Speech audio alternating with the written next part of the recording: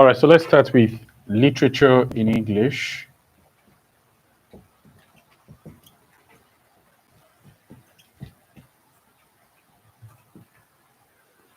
Now, remember that in the last class, we were able to talk about drama extensively.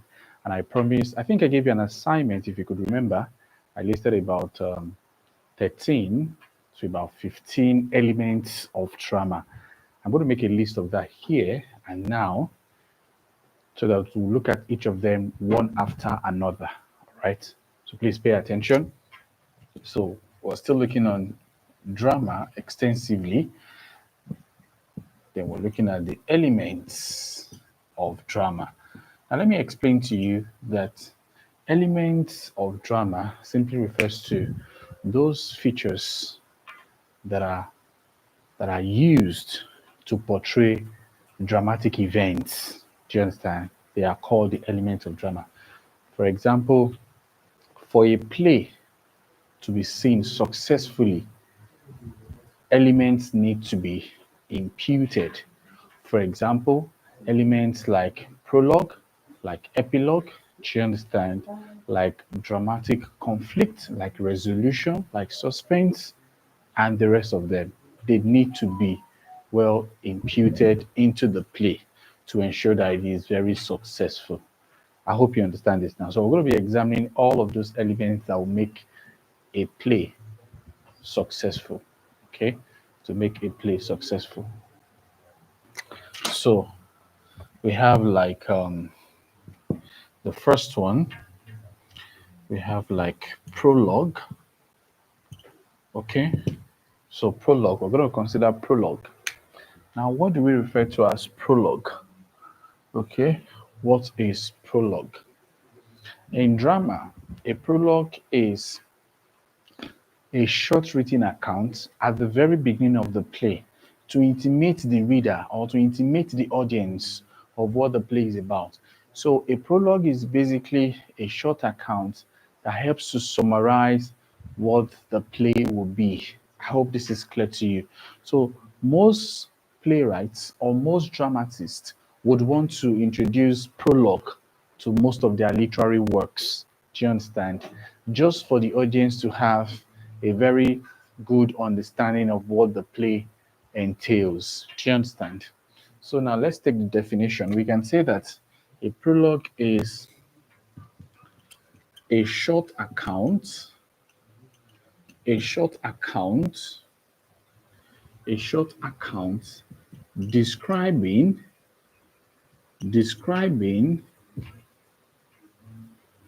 describing, or summarizing the content of the play. Okay, usually at the beginning, usually at the beginning. So that's what prologue, okay, indicates. A short account describing or summarizing the content of the play, usually at the beginning. So now, one of the most important things about prologue is the fact that they are mostly introduced at the very beginning of the play to intimate the writer, to intimate the audience, to intimate the reader. Do you understand? In order to have a comprehensive view of what the text is about or what the play is about. That's the essence of prologue. A short account describing or summarizing the content of the play, usually at the beginning. Now, the next one that we'll be considering, which is number 2, is called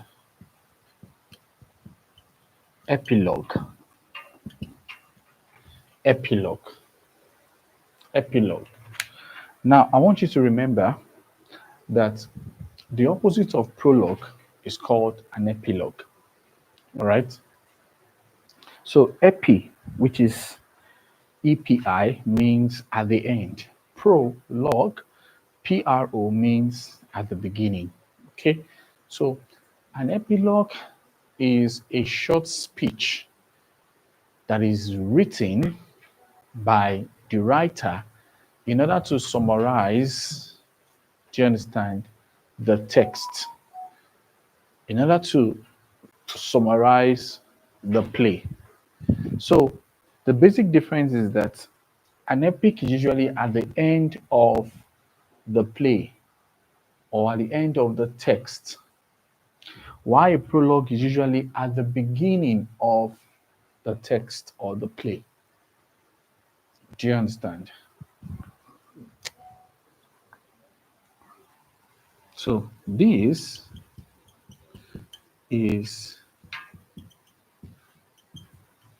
a written account, which summarizes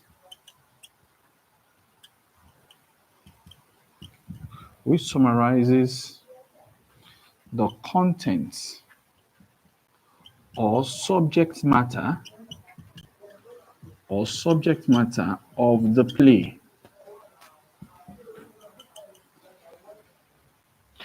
Usually at the end. All right. Usually at the end. So why a prologue will be at the beginning, an epilogue will be at the end. At the end. At the end.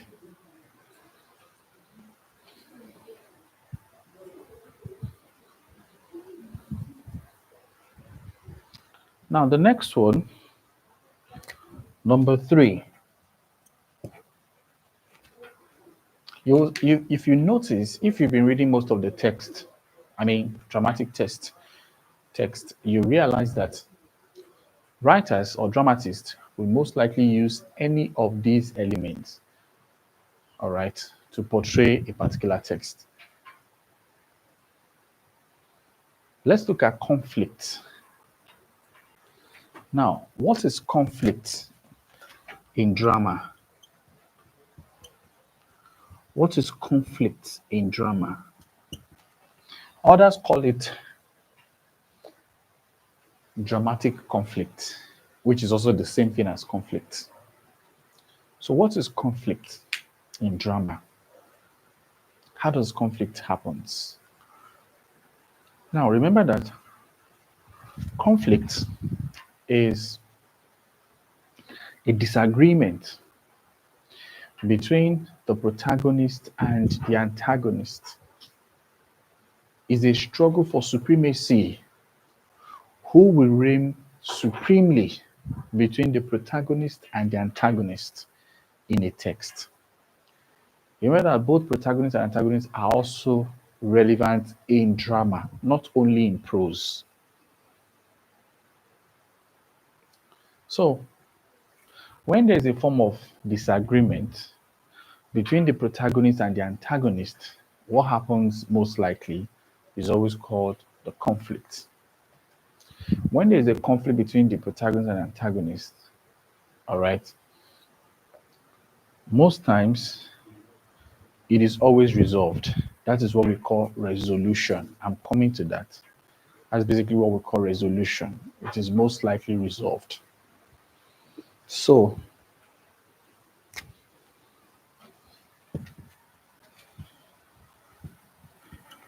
this is a struggle for supremacy.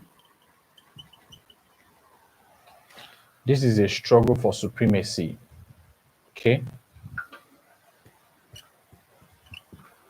Between the protagonist and the antagonist. This is the struggle for supremacy between the protagonist and the antagonist. Or you can say it is a form of disagreement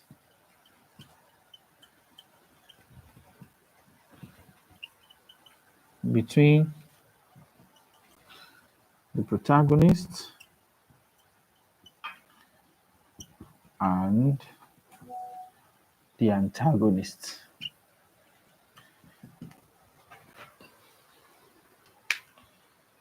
So it is this conflict that will probably lead to either a tragedy or a comedy. All right. This is basically what will lead to either a tragedy or a comedy. So when there's a conflict, it means there's usually an element of disagreement between the protagonist and the antagonist. Okay, or a struggle for supremacy between the protagonist and the antagonist. Please take note of this. Very, very important. Now, number 4 is what we refer to as resolution. Resolution. Resolution. Resolution. Now, the word resolution is an English word, but in literature, we sometimes switch to the French word, which is denouement. Denouement, okay? And it means the same thing as resolution. So in case you come across the word denouement in literature, it means the same thing as resolution. Now, what then is resolution? Resolution is basically a state of peacefulness. Do you understand? A state of tranquility. It means a state without any form of disagreement or struggle or conflict between the antagonist and the protagonist. It means that whatsoever thing that is happening between the antagonist and the protagonist have all been resolved. It has been resolved. It has been settled. Okay? Now,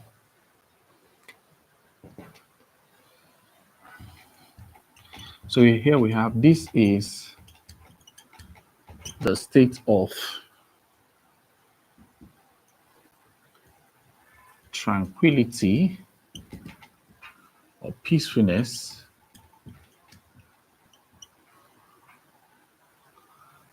between the protagonist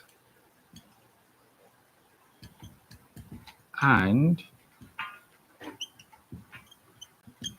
the antagonist. In other words, the issues have been resolved.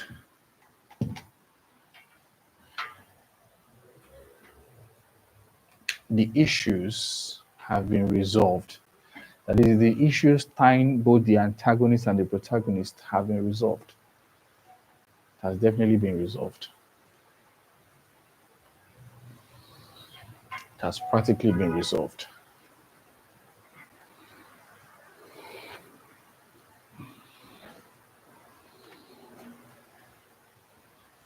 So this is a state of resolution.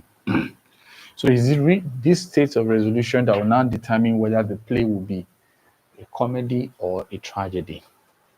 So the state of resolution will determine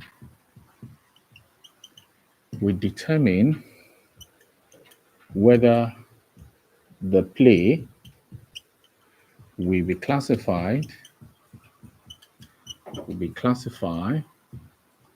as either a tragedy or a comedy. Now, in most cases, the conflict may not be resolved, and then it will result to tragedy. And then in some other case, it can be resolved, which will now be known as comedy. Okay, so the 5th one is called monologue. It's called monologue. Of course, you know that drama involves both monologue and dialogue. So monologue is usually a situation in which a single character is talking. A single character is expressing his feelings, opinions, and ideas, all right, in the scene or on the stage. That's basically monologue. Expression of thought, feeling, and idea by a particular character, okay, on the stage. It's just one, in a nutshell, it means one man talk. One man talk. Okay.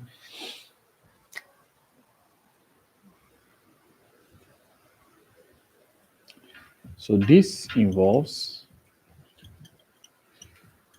the expression of ideas, feelings, and opinions by the by the character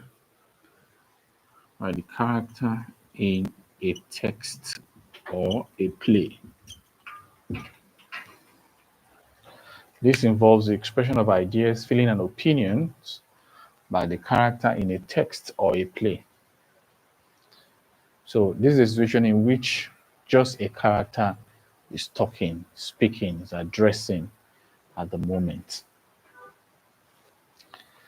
Now we proceed to number 6, which is dialogue.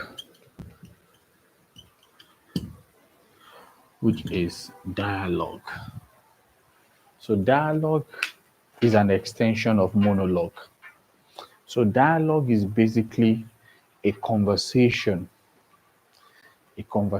between two or more characters in a play or in a dramatic scene. So this is a situation where two or more characters will be conversing, having a discussion on a specific subject matter in a dramatic scene, in a dramatic event. Most times, if you're reading a text, you will see the name of the character and you have a colon in front of it, and then you will see the utterance. You see the utterance of the character. The same way too, the second speaker, you would have his name, and then you have a colon in front of it, and then you have the utterance as well too. So these are basically how to identify the what? The dialogue in a play. So here you have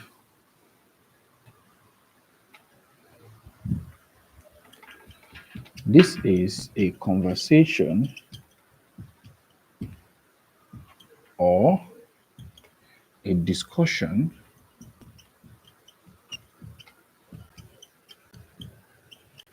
between two or more characters in a text or a play.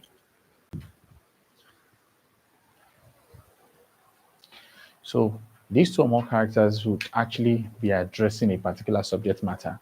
It could be maybe trying to resolve a conflict or thereabout, or it could just be a subject matter that relates to the text. Do you understand? To be a subject matter that relates to the text, basically.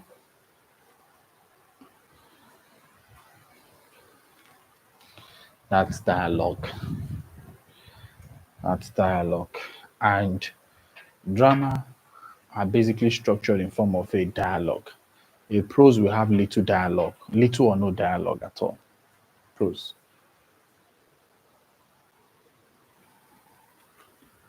So a drama is structured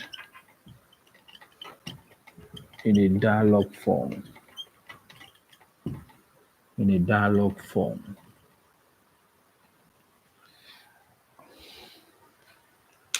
A drama is structured in a dialogue form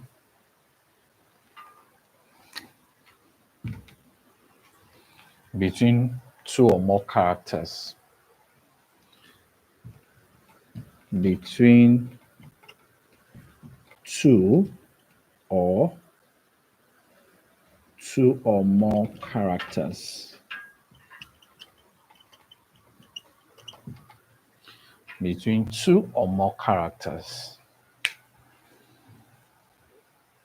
two or more characters.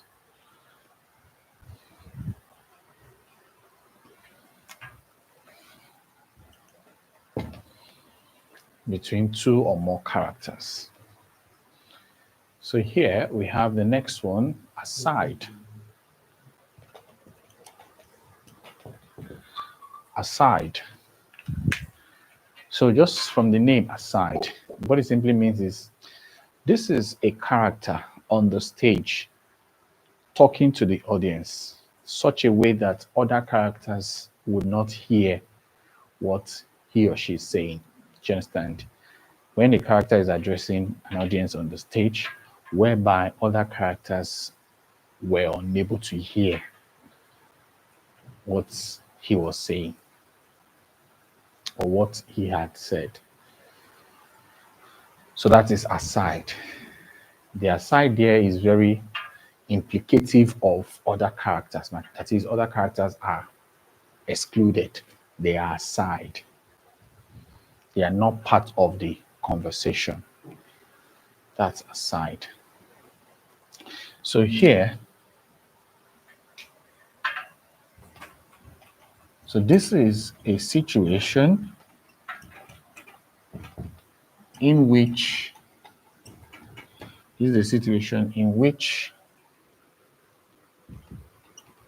the character addresses the audience, in which, let me use whereby other characters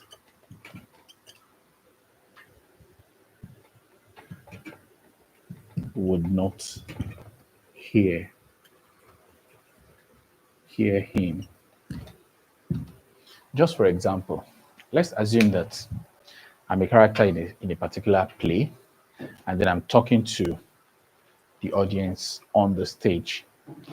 My other co-characters would not hear what I am addressing or telling the audience. They won't. They won't even have idea. That is aside.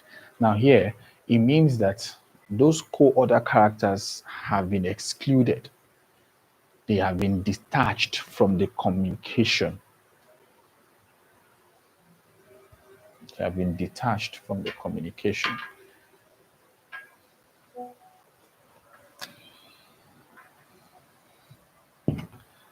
Number 8, that's soliloquy.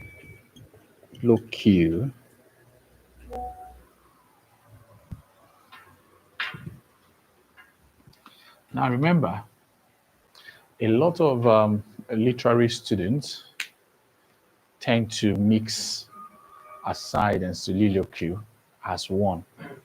Rather, they mean different things. They mean different things. Aside is different from soliloquy. And then monologue is different from dialogue.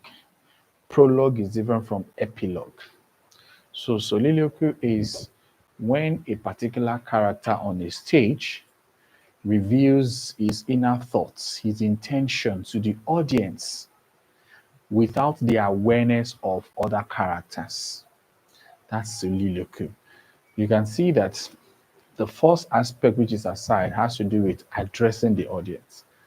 The second one, soliloquy, has to do with revealing of intention. Okay, that is, the character is talking to himself, and that involves the process of revealing his attention or his intent about what he wants to do, the next course of action. The audience understood so well what is going on, but the other co-characters do not have a very good idea. That is, they are not aware about what is going on. That is soliloquy. Okay. So here you have the character reveals his innermost. The